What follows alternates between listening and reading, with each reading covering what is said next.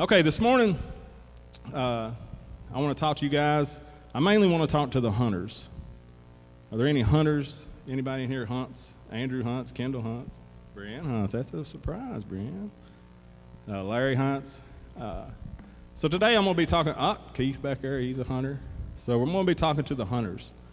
Okay, whenever, I don't hunt as much now as I used to because once I started having kids and stuff, I couldn't afford to. But I used to hunt, and I love to hunt. I love to get out in the woods. I love to, get back with nature and stuff. But there's a couple types of hunting that I did. One was deer hunting. So, I really enjoy deer hunting. You get up in the morning, you pack all your stuff. You go out to where you've scouted. Maybe you scouted all year, getting everything ready. And you go out and most of the time there's a tree stand or a blind or something like that. I'm not real good with tree stands. You don't want to put this much weight up off the ground. So I mostly try to sit on the ground.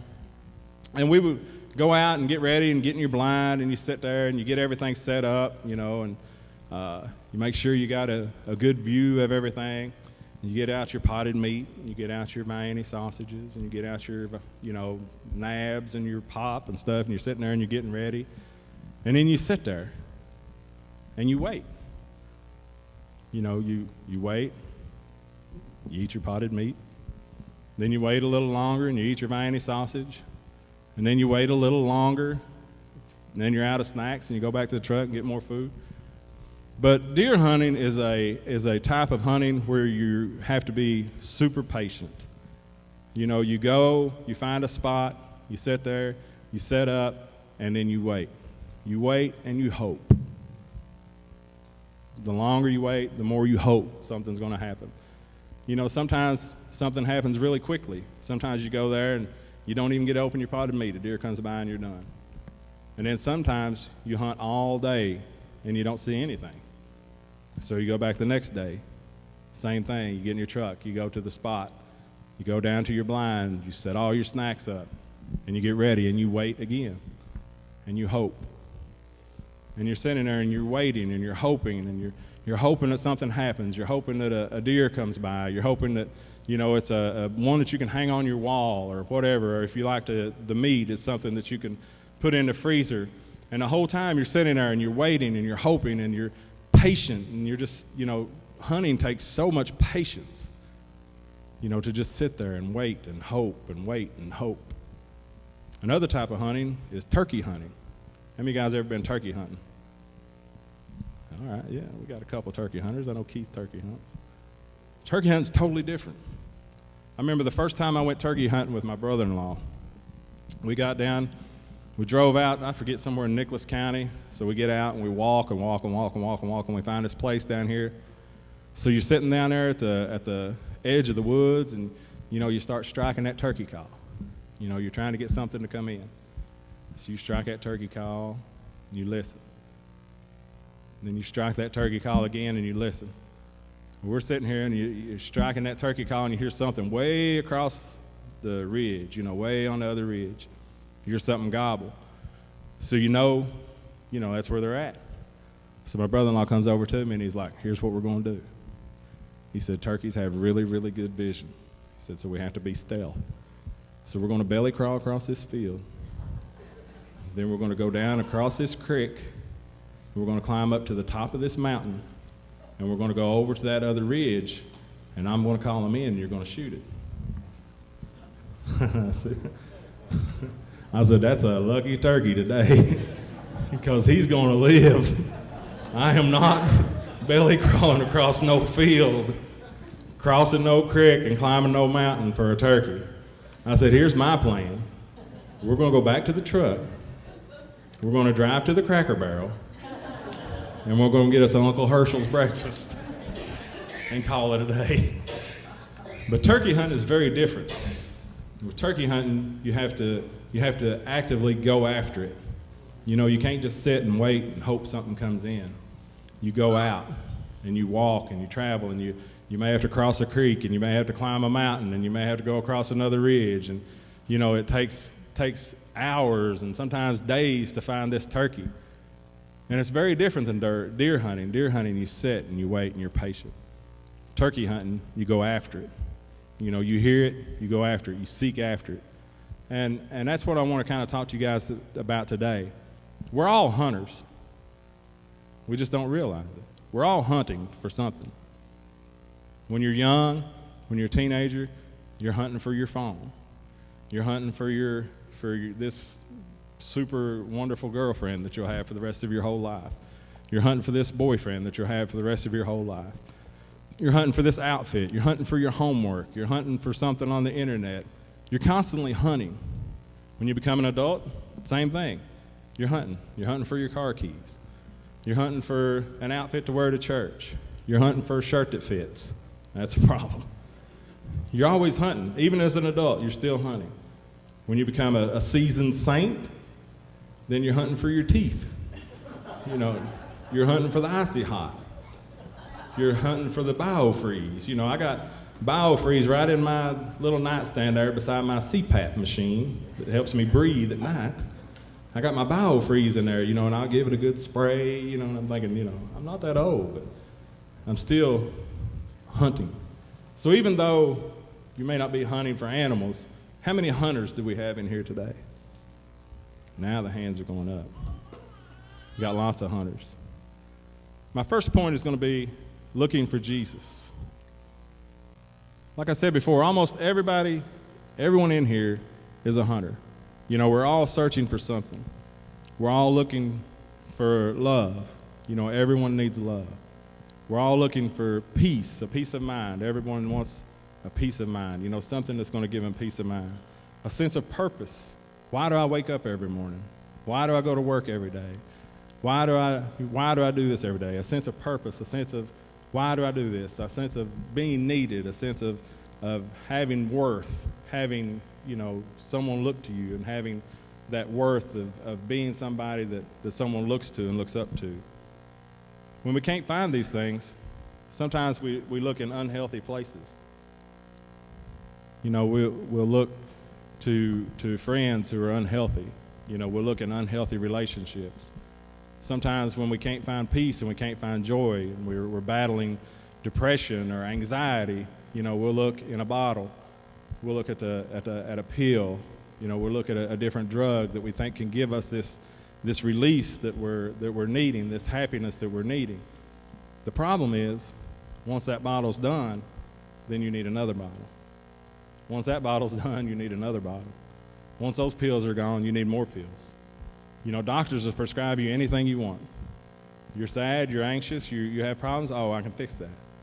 You're moody, you don't feel well. Oh, we got something for that. But the problem is, once that runs out, then you have to go back for more. Crystal said something last week that just really stuck with me. She said that disappointment happens. Disappointment is inevitable, but discouragement is a choice. What does that mean? It means you're going to be disappointed. You're going to be upset. Things are going to happen to you that aren't fair. Things are going to happen to you that you don't understand. But it's up to us how we handle it. It's up to us how we persevere and how we go above that. I've seen a lot of things with alcohol. I've seen a lot of things with drugs. I've seen alcoholism ruin families, ruin marriages, ruin kids. I've seen drugs take lives. I've seen people die of overdose. And I'm not just speaking of people that I've seen on TV or people that I've seen throughout the years. I'm talking about in my own family. I've seen these things happen. I've seen alcohol destroy families. I've seen drugs destroy lives. So we hunt and we search. Some people wait patiently. Like in deer hunting, some people just sit and wait for something to happen. Some people sit and wait for God to move. Some people sit and wait for things to get better. And then some people go out and do everything they can to make it better. They'll go out and try to find somebody that they think will bring them fulfillment. They'll go out and try to find a drug that they think will make them feel better. They'll go out and they'll try to find, different things that are going to give them the sense of purpose and the sense of happiness and joy and peace that they think they so desperately need. The problem is that they're searching in the wrong places. And it's not You know, I'm not pointing at anybody because we're all guilty. We've all done it, even Christians. Sometimes we search in the wrong places. So here in Isaiah chapter 9, verses 6 and 7, it says, "For unto us a child is born, unto us a son is given, and the government shall be upon his shoulders, and his name shall be called Wonderful Counselor, the Mighty God, the Everlasting Father, the Prince of Peace. Of the increase of his government and peace there shall be no end, upon the throne of David and upon his kingdom to order it, and to establish it with judgment and with justice from henceforth even forever. The zeal of the Lord of hosts will perform this." We see in the Old Testament that they were looking for Jesus. They were anticipating Jesus. I read that there's over 300 scriptures in the Old Testament that are pointing to the Messiah. So we know that they were actively seeking Jesus. They were looking for Jesus. They were looking for signs of Jesus' coming. They were looking, for just any kind of hint that the Messiah had arrived, that the Messiah had showed up, and they were actively searching. With us, so many times like I said, we look in the wrong places. We look, in unhealthy things that are not healthy for us, where we should be looking to Jesus. We need to look for the Messiah the same way that the people in the Old Testament were looking for Jesus. We know that Jesus is the answer. Of course, we're here at church. A lot of us have been in church our whole lives, and we know that Jesus can bring that happiness. We know that Jesus can bring that peace. We know that Jesus can bring that fulfillment. We know that he can bring those things to us. But even as Christians, we still get discouraged. We still get lost. Even though we know Jesus is the answer, and even though we know that Jesus can give us happiness and can give us peace and can give us that right person, that'll be with us for the rest of our lives, we still kind of get lost sometimes. We still find ourselves like the deer hunter, waiting for something to happen. Or we find ourselves like the turkey hunter who's out here just looking for anything to make us happy. I'm not happy in this marriage anymore. I'm not happy. I can't take this anymore. And people will go out and they'll try to find somebody who makes them happy. Or shoot, these days, I'm not happy being a boy anymore. I'm going to go try to be a girl for a while. And then that don't work. Well, I'm going to be a boy again. It's just people are searching. And it's just become so commonplace that it's okay. Marijuana is legal in I don't know how many states now. The drugs are becoming legal. Of course, alcohol has been legal for a long time. And it's just masking. It's just masking the pain. It's masking. Jennifer was talking about her back and the vertebrae and stuff that are in her back, and the shot that she got. She'd gotten a shot several weeks ago that just dulls the pain. Just makes her where she can walk. Gets her where she can get up and get down. The shot that she got this past time is supposed to be a steroid that shrinks the disc and helps all that out. But the first shot was just a pain masker. It just masks the pain. The problem's still there. The disc is still bulging. The problem is still there, but you just can't feel it anymore. And that's where so many people are right now. They're just masking the pain. The pain is still there. The problem is still there, but you just can't feel it anymore. You become numb to it. And I feel like here in the United States that we're becoming numb to so many things. Commercials with things in it that you wouldn't even have been allowed to put on TV back when I was a teenager. And we're just numb to it. It doesn't bother us anymore. Men becoming women and women becoming men, it doesn't bother us anymore. Well, it does, but it doesn't bother everybody anymore. As a nation. And the things that, the drinking and the drugs and the things that go on would just become commonplace to us. I even find myself at work, I'm surrounded by guys, and before I started 3M, I never really heard a woman cuss. Where I grew up, I grew up in Eastern Kentucky, and you just didn't do that, and these people just talk like I don't know what. And, you walk around and you're immune to it, even like people all come around and say, oh, don't say it in front of him, he's a preacher. I don't care. But, I should care. It should bother me. And then when people say, oh, don't say that, he's a preacher, I should encourage that. Yeah, I'd rather not hear that.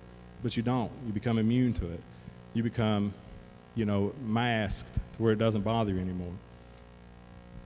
But one thing that with the people who were looking for Jesus and they were looking for the Messiah and they were getting ready for Jesus to come, and yet when he came, they began to look past Jesus. See the deer hunter asleep with a deer on his shoulder there? I've been there. There's nothing like going down into the woods and eating a can of potted meat and some cheesy crackers and just taking a nap. It's just get your little mustard and put in there. Oh, it's wonderful. But you find yourself missing what you went there for. You went there to find a deer, and you find yourself looking past the deer. Mark chapter 6, verse 2 through 6 says, "And when the Sabbath had come, he began to teach in the synagogue, and many hearing him were astonished, saying, 'Where did this man get these things? And what wisdom is this which is given to him, that such mighty works are performed by his hands? Is this not the carpenter, the son of Mary, the brother of James and Joseph, Judas and Simon? And are they not his sisters here with us?' So they were offended at him." So Jesus said that he went into his own hometown, and they didn't recognize him. But it wasn't just in this one particular setting where they didn't recognize Jesus. We see that Jesus was right there in front of them.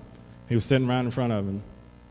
Jesus came from heaven. God's Son came down from heaven and was sitting right in front of him, and they couldn't see him. Jesus was walking in the streets, healing people, walking on water, raising the dead, and they couldn't see him. They looked right past him. The Messiah that they had been waiting for all these years, that they'd been prophesying about, that they'd been looking forward to coming, that they had been getting ready for, was right in front of them, and they couldn't see him. And you say, how could they be so stupid? Jesus is raising people from the dead. Jesus is healing people right in front of them.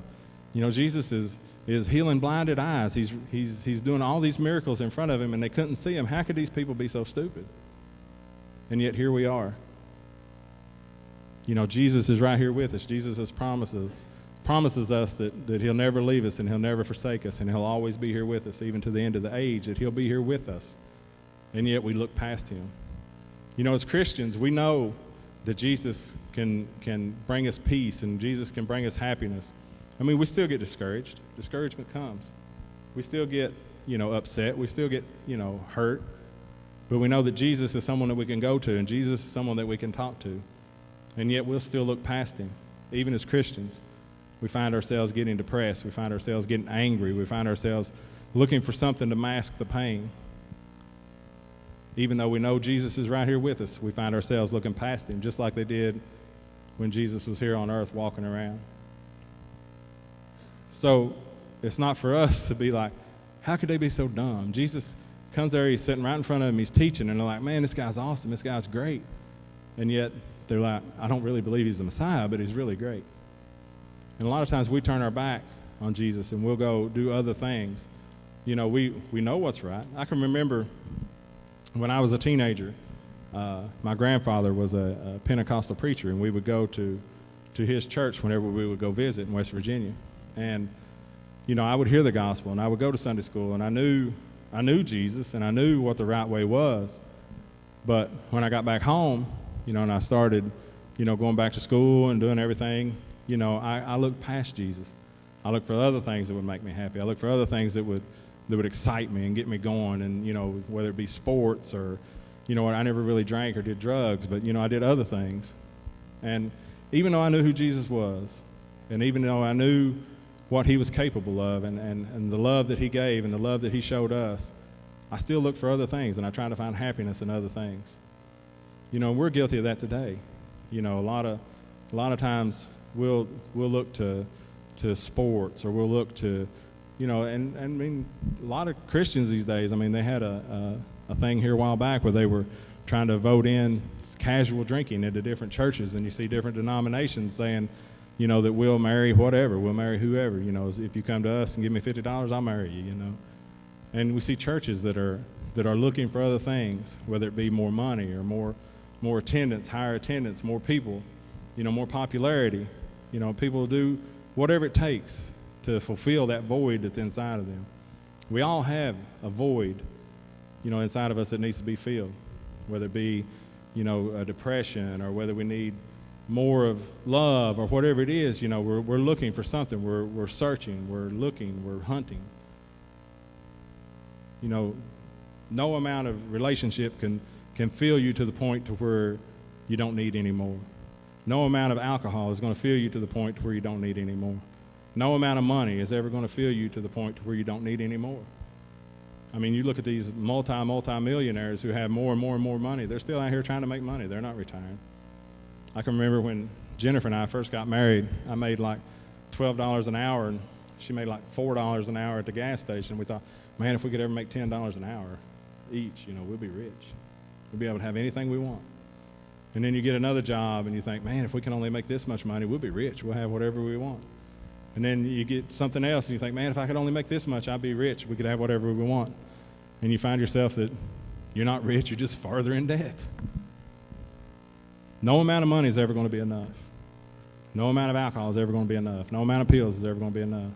Nobody, no person is ever going to fill that void in you like Jesus can. And yet we come in here on Sundays and we go out in the world and we look right past him into what else can we get? What else can we get that'll help us? When Jesus is right here, how many times have we been in this service and Brother Steve give an altar call and you think, man, I really need to pray, but if I go up there, it could take 10 or 15 minutes and I'll be the last in line at the Mexican restaurant. And you know what I'm saying? How many times has Jesus been right up here in front of us? How many times have we been in pain and we've been hurting and we think, man, I really need prayed for, but, I'm not going to go up there today. This isn't just for people who don't know Jesus. This is for us too. Jesus feels every need that we have, whether it's pain, whether it's depression, whether it's anxiety, whether it's anger. And so many times the altar call is given and we don't come. We're looking right past Jesus. We're just as guilty as these other guys. My last point is to look unto Jesus. And that's the point I want to try to get to you today. Hebrews 12, verse 2 says, looking unto Jesus, the author and finisher of our faith, who for the joy that was set before him endured the cross, despising the shame, and is set down at the right hand of the throne of God. As I said earlier, so many of us are looking in the wrong direction. We're looking at the wrong things, and we're passing up an opportunity to get closer to God and to get closer to Jesus. Little things like going out and ministering. Yesterday, the guys that went out and worked on the house and stuff, ministering to these other people, going out to the homeless shelters and things and passing out food and clothes and things and ministering to other people. These are the things that brings us closer to Jesus. Being the hands and feet of Jesus. Somebody says, well, how do I get close to Jesus? I say, it's simple. You got 3 things you got to do to get close to Jesus. Pray, read, and pray. Build up your prayer life. Talk to Jesus. You don't have to have a big, eloquent prayer. I hear people pray all the time, and I'll be like, man, I wish I could pray like that. Dear Heavenly Father, as we come before your throne, that's awesome. I wish I could pray like that. I'm just like, God, I'm dumb. Can you help me? But he listens. He wants us to be honest. There's times when you're happy with God and you're just tickled to death and you're like, God, thank you so much for all that you've done for me. And there's bad things happen to you and you're like, God, how could you let this happen to me? But he wants you to come to him. He wants you to be honest with him. He wants you to build that relationship. He wants you to look to him and not to other things that can mask and that can try to fulfill you but leave you empty. So today we talked about looking for Jesus. We talked about the hunters. There's 2 different kinds of hunting, deer hunting and turkey hunting. There's all kinds of different. We're going Bigfoot hunting one of these days, There's all kinds of different hunters. The deer hunter who sits patiently and waits. Watch and pray. They sit and wait. They know it's up to God, and we're just going to wait on God to move. We're going to wait on God to make this happen. And then there's another type where you go out, like turkey hunting. You go out and you try to find God, and you try to find what God wants you to do. One thing that I tell the kids all the time is Jesus is not going to brush your teeth for you. Don't pray that you don't get cavities and not brush your teeth. Jesus is not going to brush your teeth for you. We're praying for a job. Jesus, give me a job. God, give me a job. If you don't go out and look for a job, you ain't going to get one. Jesus, help me get an A on my geometry test. You don't study, you probably ain't going to get an A. So there's different kinds of hunting. There's different kinds of looking for Jesus. Those who patiently wait. We know there's nothing I can do but wait on God. There's nothing that I can physically do to make this work except wait on God. And then there's those kinds that God says, yeah, I'll help you, but you got to help yourself. You want that turkey, you got to belly crawl across this field, cross that creek, and go on top of that hill. So which one are we doing today? Are we looking to Jesus? Are we patiently waiting like the deer hunter? Are we waiting and praying and hoping that God moves? Are we going out and we're actively searching? You know, we're crossing that mountain. We're going to do whatever it takes to help God to make it move. If I need a job, I'm going to go to every job fair that's in Lexington, every job fair that's in Kentucky. If I want an A on my geometry test, I'm going to study and I'm going to pray for God to help me. Or are we just looking past Jesus altogether, saying, I can fix this. I know a doctor who can give me what I need to make this depression go away. I know a doctor who can give me what I need. I know a guy down the road who can sell me what I need. I know a liquor store down the road who can give me what I need. I know this person here, they say they love me. I don't know if they do, but they can give me what I need. What are we doing? Are we patiently waiting? Are we actively searching? Or are we just looking past Jesus altogether?